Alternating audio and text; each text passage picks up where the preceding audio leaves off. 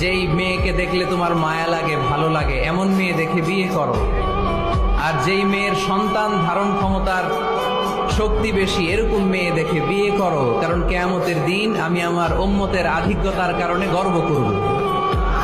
আমরা দুই ধরনের ফাইটার পেয়েছি, দুই ধরনের যোদ্ধা আমাদের প্রিয় মাতৃভূমিকে হেফাজত করেছে। এক, ফ্রিডম ফাইটার মানে মুক্তিযোদ্ধা, যাদের ত্যাগের কারণে, বুকের তাজা রক্তের কারণে আমরা পেয়েছি এই লাল সবুজের পতাকা, ঠিক কিনা? আরেকটা ফাইটার আছে, তাদের নাম হচ্ছে রেমিটেন্স ফাইটার, মানে রেমিটেন্স যোদ্ধা। আমাদের প্রত্যেকের ঘরে এক দুইজন করে এরকম প্রবাসী আছে না নাই? তারা যদি দেশের বাইরে কোনো জায়গায় সুইপারির কাজও করে, মানে ঝাড়ুদারের কাজও করে, মালয়েশিয়াতে যদি 1000 রিঙ্গিটও যদি সে বেতন পায়, তার 20,000 টাকা আমার বাংলাদেশে ঢুকে।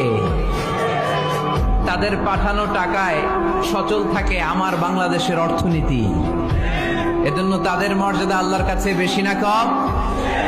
বিশ্বনবী সাল্লাল্লাহু আলাইহি ওয়াসাল্লাম শ্রমজীবী মানুষদেরকে বড় ভালোবাসতেন।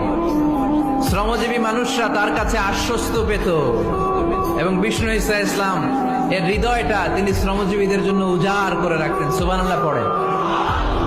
শ্রমিকদের জন্য দিল দড়িয়া। শ্রমিক সাহাবীদের হাতে হাত রেখে হাত শক্ত দেখলে চোখের পানি ছেড়ে দিতেন, বুকে জড়িয়ে নিতেন। মুসাফা করলে ওই শ্রমিক সাহাবী বিশ্বনবীর হাত থেকে ওই শ্রমিকের হাত সরানোর আগ পর্যন্ত বিশ্বনবী নিজের হাত সরাতেন না। এজন্য যারা শ্রমজীবী তাদেরকে ভালোবাসে কে? তারা মুস্তাজাবুদ দাওয়া, তাদের দোয়া কবুল, কারণ তাদের ইনকামের মধ্যে কোনো ভেজাল নাই। দোয়া কবুল হওয়ার জন্য প্রথম শর্ত হচ্ছে তার ইনকাম হালাল হতে হবে। ইউর ইনকাম শুড বি 100% হালাল। আপনার ইনকামে যদি ঝামেলা থাকে, ভেজাল থাকে, আপনার দোয়া আল্লাহর কাছে কবুল হবে?